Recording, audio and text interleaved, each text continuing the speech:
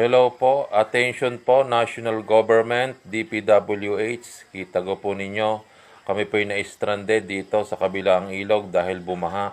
Ito po ang sinusuong namin panganib. Yan, nagpipilit pong lumiban ang jeep kahit malaki ang baha para lang po maitawid ang mga kalakal na pangarga. Ayan, kita ka po ninyo, baka naman po kami inyo matutulungan. Yan, halos lumubog na ang jeep na ito'y magawan po ng tulay.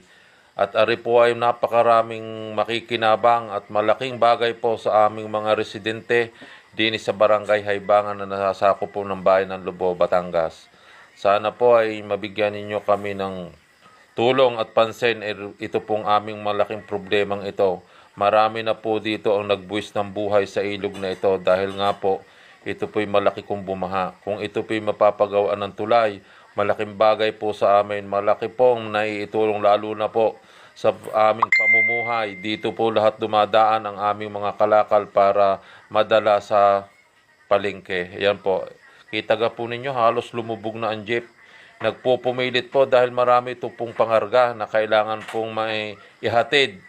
Lalong-lalo na po sa mga pamakain sa mga baboy. Siyempre, kailangan po ay hindi magutom ang mga alagang baboy. Kaya sana naman po ay bigyan niyo ng pansin itong malaking problema naming ito.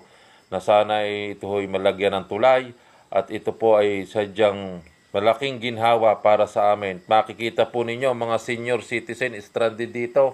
Kundi po pasanin, akayin at talagang panganib po ang buhay.